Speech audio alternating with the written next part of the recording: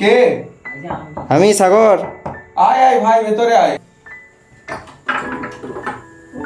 এই তো দাদা, কেমন আছো? আয় বস। এই লেখালেখি চলছে, তুই তো জানিসই। তোরই গল্পটা লিখছিলাম আর কি। তাহলে একটু শোনাও দেখি কেমন হলো। তো বস, ভালো জিনিস শুনতে গেলে কিছুক্ষণ তো বসতে হবে, অপেক্ষা করতে হবে বস। আর বাড়িতে বাবা মা কেমন আছে? বাইরের লোক সবাই ভালো। আচ্ছা আচ্ছা, এইটা কি? এই বন্ধুকে নিয়ে এলাম। তোমার নাম কি? আমার নাম রিতেশ দেব। আচ্ছা, এই তোদের লেখালেখিটাই করছিলাম, লিখলাম। ভালো কিছু লিখলা তো? হ্যাঁ লিখেছি, যেরকম বলেছিস সেরকমই লিখেছি। কালী পুজো কিছু আছে কি এর মধ্যে? তুই তো ওটাই বললি যে ওর উপরে মানে বেশি করে আমাকে ধ্যান দিতে, যে ওইখানেই কালী পুজোর উপরেই লিখতে হবে, একটু বাচ্চারা যেন ভয় পায় গল্পটা। ভয় পাবে তো? হ্যাঁ পাবে পাবে, অসুবিধা নাই।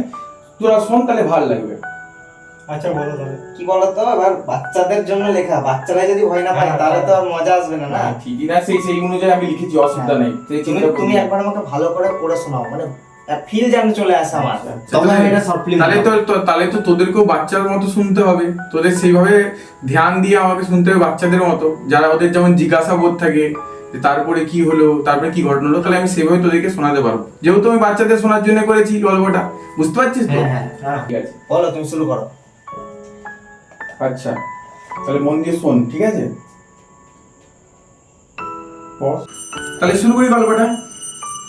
গল্পটা আসলে কি, তোরা বলেছিস কালী ঠাকুরের ওপরে। হ্যাঁ, তো আমি ভূত চতুর্দশী সামনে আসছে, তো ওর উপরে গল্পটা অ্যাকচুয়ালি কি, গল্পটা হচ্ছে যে কি হলো আবার। আচ্ছা আচ্ছা, বসে যা, ঠিক আছে, অসুবিধা নেই। গল্পটা হচ্ছে কি, অ্যাকচুয়ালি আমারই ছোটবেলার ঘটনা, মানে আমার গ্রামে ঘটেছিল এই ঘটনাটা, আমি দাদুর মুখে শুনেছিলাম। এবার ব্যাপারটা হচ্ছে কি, আমার ছোটবেলায় যে গ্রামে থাকতাম না, সেই গ্রামে যে বাড়িটা ছিল, সেখান থেকে কিছুটা পথ অতিক্রম করলেই বেশ একটা ঘন জঙ্গল। মানে সেই জঙ্গলের অন্ধকারটা মানে আলাদা টাইপের, একদম কালো, কুচকুচের থেকেও কালো একদম, যাকে বলে সেরকম টাইপের কালো অন্ধকার, রাতে কেউ যেত না। তো আমার দাদু বলতেন যে ভূত চতুর্দশী মায়ের যা সঙ্গীরা থাকতো, কালী ঠাকুর কালী মায়ের যে সঙ্গী থাকতো, তারা ওই জঙ্গলে আসতো, এরকম শুনেছি আর কি, বলতো ওরা। এবার ওরকম জায়গায়, ওরকম জঙ্গলে তো কেউ যাওয়া আসা করতো না সেভাবে, সেরকম যাওয়া আসা নেই। আর যে ওই জঙ্গলে যাওয়ার সাহস করতো, সাহস করে আর ভূত চতুর্দশীর দিনই যারা যেত, তারা কিন্তু জীবনে আর ফিরে আসতো না, এরকম শুনেছিলাম। আর আজ পর্যন্ত আমি গ্রামে গিয়েছি, শুনেছি, কিন্তু কাউকে ফিরে আসার খবর আমি পাইনি, না মানুষটাকে দেখেছি। এবার গ্রামের মানুষ যেটা বুঝে, যেরকম কথায় কথায় জানতে পারে, যাই হোক। তো ওই গ্রামে একটা রাহুল নামের ছেলে ছিল।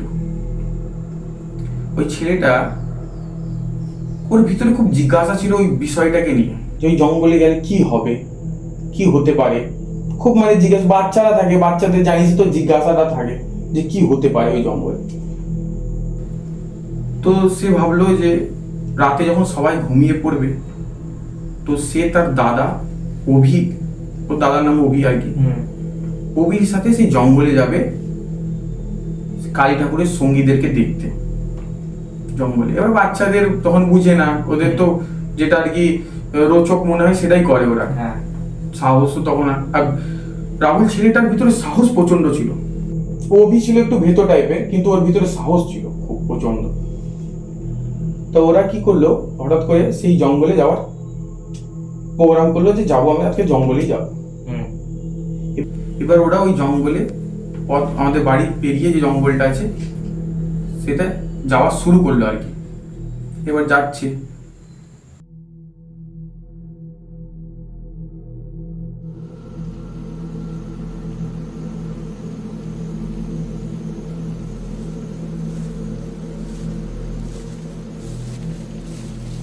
ভাই তুই ভয় পাস না, হ্যাঁ আমি আছি তোর সঙ্গে।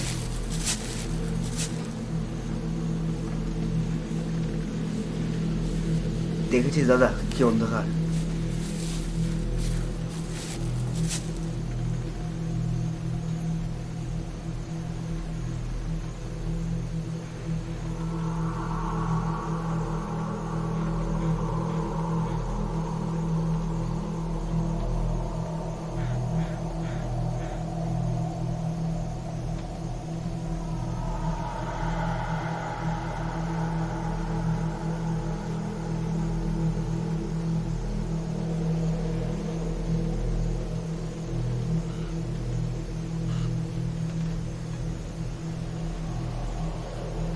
এই দেখ দাদা, নিয়ে এসেছি। ফোন কোথা থেকে পেলি তুই? বর্দার ঘর থেকে নিয়ে নিয়েছি। এই না বলে তুই নিয়ে এসছিস কেন? দাঁড়া দাঁড়া, এই শোন শোন শোন, এ ভাই এ ভাই পালা পালা পালা।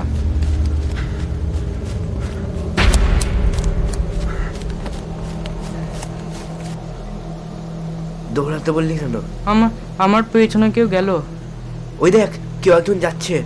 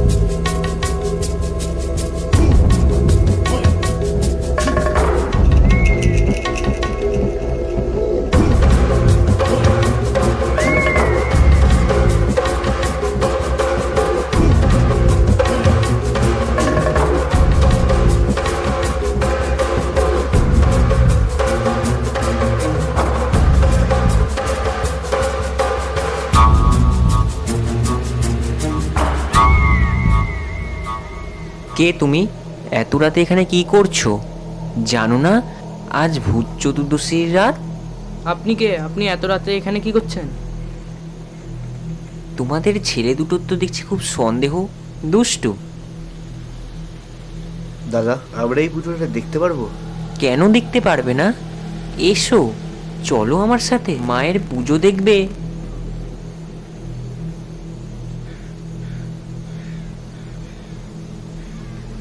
দাদা চল।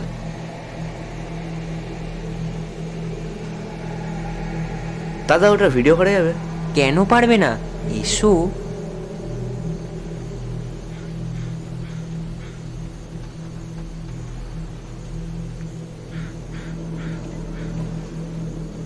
এই দেখ দাদা ভিডিও করবো। তোর তোর কি দরকার?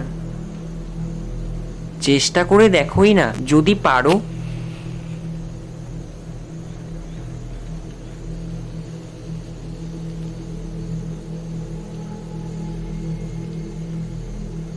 তোমরা বসো। কি গো বসো, বসবে না? মায়ের পুজো দেখবে না? তাহলে বসি নাকি দাদা? বস।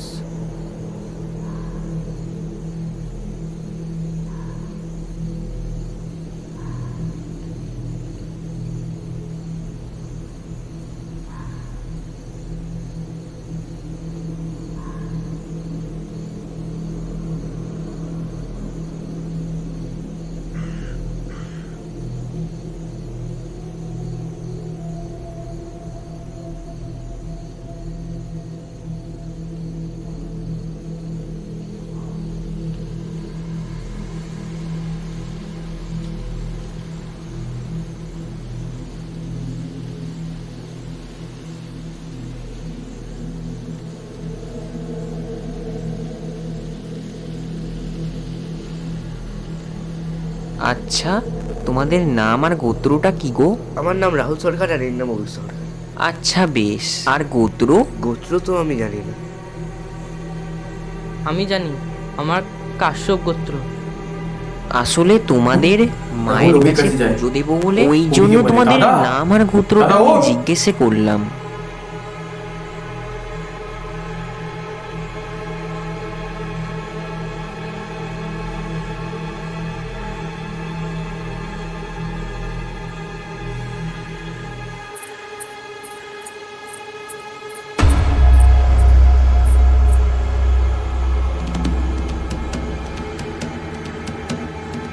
দাদা ওঠ দাদা, দাদা ওঠ, চল দাদা, এখানে কিছু ঠিক হচ্ছে না, দাদা চল চল,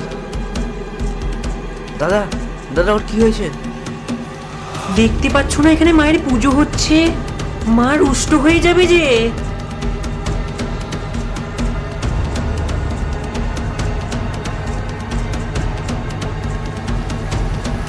বাচ্চা, তোমার মাথাটা আমার পায়ের কাছে দাও তো।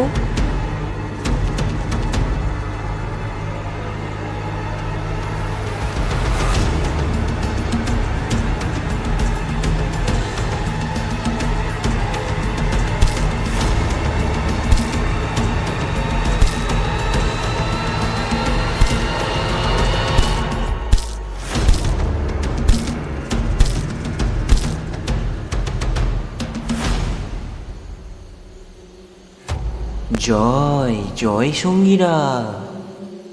জয় জয় সঙ্গীরা।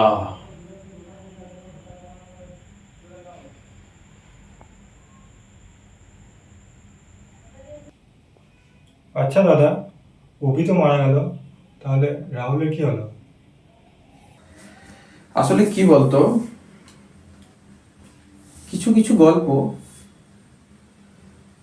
সবটা না জানাই ভালো।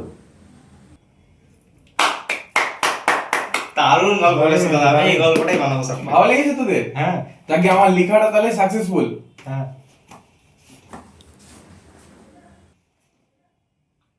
একটা তো মোরাল স্টোরি তো থাকা দরকার এতে, তো এই কথাটা ভালো করে লিখে রাখ যে সব সময় যে ব্যক্তি বড় মানুষের কথা শোনে সে কখনো কোনো জায়গায় কোনো সময় কোনো বিপদে পড়ে না।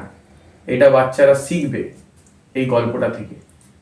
আমরা সাহিত্যকার, আমরা লিখি ওই জন্যে যে কিছু ওখান থেকে শিখতে পারি, নতুন কিছু সৃষ্টি হয়।